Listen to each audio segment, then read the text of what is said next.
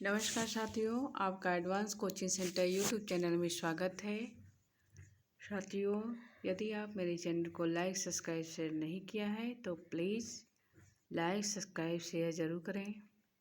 अपने साथी और मित्रों को ज़रूर जोड़ें। आज की बहुत ही शानदार प्रश्नोत्तरी आप लोग के सामने है,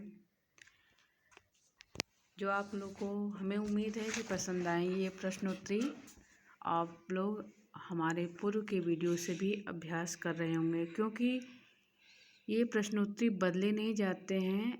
उसको जितना आप अभ्यास करेंगे उतना ही आपके लिए अच्छा होगा और नए नए प्रश्नोत्तरी का क्रम चलता रहेगा और पहले की प्रश्नोत्तरी आपके लिए बहुत ही अच्छी होगी। इसलिए आप पूर्व के वीडियो से अभ्यास अपना जारी रखेंगे। ठीक है साथियों, आज का ये प्रश्न है। पहला प्रश्न आप लोग के सामने, आदिकाल का एक अन्य नाम है। कौन सा नाम है जो अन्य नाम है? ऑप्शन में दिया गया है स्वर्ण युग, सिद्ध सामंत काल, श्रृंगार काल, भक्ति काल।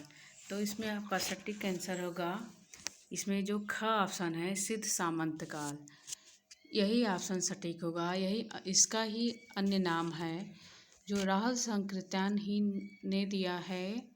आदिकाल को सिद्ध सामंत नाम काल दिया है, तो यही आपका ख ऑप्शन सटीक है इसमें।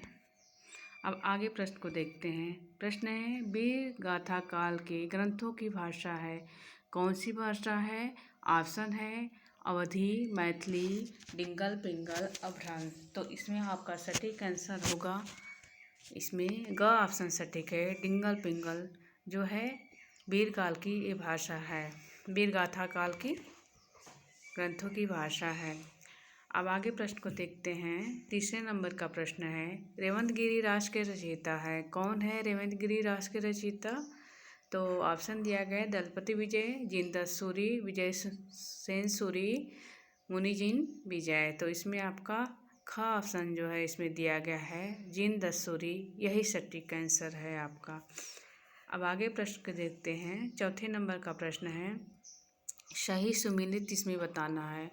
तो इसमें कौन सा ऑप्शन सही सुमेलित है? भारत भारती महाकाव्य, और ख में है प्रणभंग चरित काव्य, और ग में है गीतिका वीर काव्य, घ में है रश्मिरथी खंड काव्य।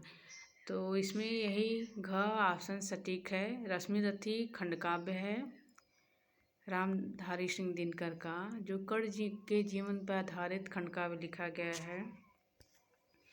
आगे के प्रश्न को देखते हैं। तार सप्तक का प्रकाशन वर्ष है, तो इसमें ऑप्शन दिया गया है 1951 और 1857 और 1957 और घ ऑप्शन में है 1943। तो यही आपका घ ऑप्शन सटीक होगा 1943। और विशल देव रासों के रचयिता, इसमें छठवें नंबर का प्रश्न है, कौन है? तो ऑप्शन दिया गया है देवसेन, नरपति नाल, विजय सेन सूरी, जिनदत्त सूरी। तो इसमें आपका ख ऑप्शन सटीक है नरपति नाल, विशल देव रासों की रचयिता हैं नरपति नाल। और अब सातवें नंबर का प्रश्न है, राम भक्ति शाखा से संबंधित है, कौन है? इसमें ऑप्शन दिया गया है कुंभन दास, परमानंद दास, नाभादास, चतुर्भुज दास। तो इसमें ग ऑप्शन आपका सटीक है नाभादास। नाभादास जो है राम भक्ति शाखा से संबंधित है। निम्नलिखित में से कौन भूषण की रचना नहीं है? तो कौन सी ऐसी रचना है जो भूषण की नहीं है? इसमें शिवा बावनी, छत्रसाल दशक, शिव राजभूषण और रामचंद्रिका। तो रामचंद्रिका जो है यही नहीं है, यह केशव दास की रचना है, इसलिए आपका घ ऑप्शन सटीक हुआ। अब आगे के प्रश्न को देखते हैं। तार सप्तक प्रकाशित हुआ था, कब हुआ था? 1941 में, 1943 में, 1953 में, 1951 में। तो इसमें आपका ख ऑप्शन जो है सटीक होगा 1943 में। अब 10वें नंबर का प्रश्न है, परमार रासों के रचयिता कौन है? नरपति नाल, दलपति विजय, भट्ट केदार, जगनी। इसमें आपका ख ऑप्शन सटीक है दलपति विजय। अब 11 में देखिए प्रश्न में, कृष्ण भक्ति से संबंधित है। कौन सा संबंध इसमें है, कौन संबंधित है? जिसमें अग्रदास, नंददास, ईश्वरदास, नावादास, यही 4 ऑप्शन है। तो इसमें आपका ख ऑप्शन सटीक है, नंददास हैं, कृष्ण भक्ति शाखा से संबंधित हैं। ठीक है, अब आगे प्रश्न को देखते हैं। केशवदास की रचना है, कौन सी है? रस विलास शर्मा, और इसमें रस रहस्य दिया गया है, और ग में रसिक प्रिया है, और रसराज है। तो इसमें आपका ग ऑप्शन सटीक है, रसिक प्रिया है, यही केशवदास की रचना है। अब आगे प्रश्न को देखते हैं। ताश सप्तक से संबंधित है, कौन है इसमें? ऑप्शन दिया गया है, 4 ऑप्शन है, बताना है आपको। रामविलास शर्मा, नरेंद्र शर्मा, भवानी प्रसाद मिश्र, धर्मवीर भारती। तो इसमें ए ऑप्शन सटीक है, रामविलास शर्मा। ठीक है, अब आगे प्रश्न को देखते हैं। निम्नलिखित में से कौन रीतिकाल का काव्य है, कौन सा है? तो पृथ्वीराज रासो ऑप्शन दिया गया है, रामचंद्रिका है, कामायनी है, विनय पत्रिका है। तो इसमें आपका ख ऑप्शन सटीक हुआ, रामचंद्रिका, यही है रीतिकाल का काव्य है। अब आगे प्रश्न को देखते हैं। निम्नलिखित में से कवितावली के रचनाकार कौन है? कौन है? सूरदास, भूषण, तुलसीदास, कबीरदास। तो इसमें आपका ग ऑप्शन सटीक है, तुलसीदास हैं। निम्नलिखित में से किस कवि को राष्ट्रकवि का सम्मान प्राप्त हुआ है? तो कौन से कवि हैं, इनको बताना है। भारतेंदु हरिश्चंद्र, सूर्यकांत त्रिपाठी निराला, मैथिली शरण गुप्त, सुमित्रा नंदन पंत। तो इसमें ग ऑप्शन सटीक है आपका, मैथिली शरण गुप्त हैं, इन्हीं को राष्ट्रकवि का सम्मान प्राप्त हुआ है। अब आगे प्रश्न को देखते हैं। निम्नलिखित में से कौन सा कवि राम भक्ति काव्यधारा का है? तो कौन सा कवि है जो राम भक्ति काव्यधारा से हैं? तुलसीदास, नंददास, अग्रदास, नावादास। तो इसमें आपका सटीक आंसर है तुलसीदास हैं, राम भक्ति काव्यधारा से संबंधित हैं, इसलिए क ऑप्शन सटीक हुआ। और आगे प्रश्न को देखते हैं। निम्नलिखित में से कौन सा कवि छायावादी शाखा से संबंधित नहीं है? तो कौन से कवि ऐसे हैं? बिहारी, तुलसीदास, मैथिली शरण गुप्त और महादेवी वर्मा। तो इसमें आपका बिहारी, ए ऑप्शन सटीक हुआ, रीतिकाल से संबंधित हैं ये, और इसमें छायावादी की शाखा से इनका संबंध नहीं है, इसमें यही पूछा गया है। तो इसमें क ऑप्शन आपका सटीक हुआ। अब आगे प्रश्न को देखते हैं। प्रियप्रवास की रचना किस कवि ने की है? तो कौन सा ऐसे कवि हैं जो प्रियप्रवास की रचना किए हैं? जयशंकर प्रसाद, भारतेंदु हरिश्चंद्र, सूर्यकांत त्रिपाठी निराला, अयोध्या सिंह उपाध्याय, हरिऔध। तो इसमें आपका डी ऑप्शन सटीक है, अयोध्या सिंह उपाध्याय, हरिऔध, यही ऑप्शन आपका सटीक है, घ ऑप्शन। अब आगे प्रश्न को देखते हैं। रामधारी सिंह दिनकर की रचना है, कौन सी है? साकेत, दीपशिखा, विनय पत्रिका, उर्वशी।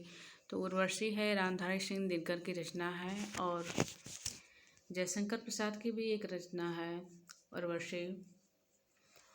साकेत मैथिली शरण गुप्त की है, दीपशिखा महादेवी वर्मा, विनय पत्रिका तुलसीदास की रचना है। अब 21 नंबर का प्रश्न देखते हैं। निम्नलिखित में से कौन सा ज्ञानाश्रयी शाखा का कवि नहीं है? तो कौन सा ऐसा कवि है? तो इसमें ऑप्शन दिया गया है, मलिक मोहम्मद जायसी, रैदास, नानक, कबीर। तो इसमें आपका क ऑप्शन सटीक है, मलिक मोहम्मद जायसी जो हैं यही ज्ञानाश्रयी शाखा के नहीं हैं, और सभी जो हैं इसमें 3 ऑप्शन दिया गया है ज्ञानाश्रयी शाखा के हैं संत कवि।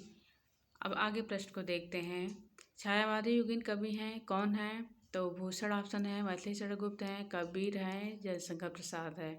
इसमें आपका जयशंकर प्रसाद ऑप्शन सटीक है। और 23 नंबर का प्रश्न है, बिहारी शास्त्रीय काव्य ग्रंथ है।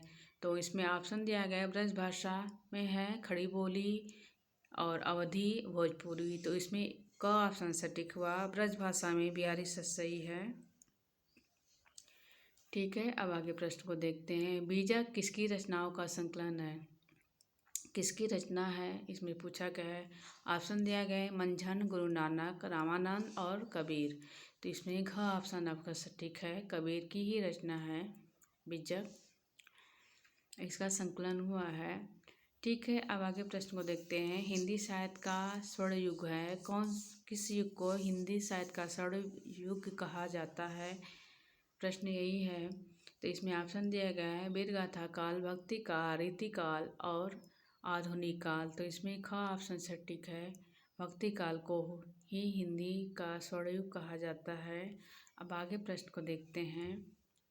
वीर गाथा काल की प्रमुख प्रवृत्तियों में से निम्नलिखित में से कौन सी प्रवृत्ति सही नहीं है। तो कौन सी प्रवृत्ति सही नहीं है यही बताना है आपको। तो युद्धों का सजीव वर्णन ऑप्शन दिया गया है, राष्ट्रीयता की भावना, और तो इसमें दिया गया है आश्रयदाताओं की प्रशंसा और कल्पना की प्रचुरता। तो इसमें देखिए आश्रयदाताओं की प्रशंसा यही नहीं है, यह विशेषता जो थी रीतिकालीन युग की विशेषता में दिखाई पड़ती है, आश्रयदाताओं की प्रशंसाएं मिलती है, लेकिन वीर गाथा काल में यह नहीं दिखाई पड़ता है। तो अब आगे प्रश्न को देखते हैं। 27 नंबर का प्रश्न है, निम्नलिखित में से कौन सी कृति भक्ति काल की है। तो कौन सी है, आंगन के पार द्वार, कुरुक्षेत्र, पंचवटी और रामचरितमानस। तो इसमें गही ऑप्शन सटीक है, रामचरितमानस यही भक्ति काल की रचना है। अब आगे प्रश्न को देखते हैं। इसमें प्रश्न में है निम्नलिखित में से कौन सा कवि कृष्ण भक्ति धारा से संबंधित है। तो धारा से संबंधित नहीं पूछा गया है इसमें। तो सूरदास हैं ऑप्शन में, नाभादास हैं, कृष्णदास हैं और नंददास। तो इसमें ख ऑप्शन सटीक है, नाभादास यही नहीं है, कृष्ण भक्ति शाखा से संबंध इनका नहीं है, इनका संबंध है राम भक्ति का इन्होंने वर्णन किया है। तो साथियों, हमें उम्मीद है कि आप लोग की ये महत्वपूर्ण प्रश्नोत्तरी पसंद आएगी, आप लोग इसका अभ्यास जरूर करेंगे।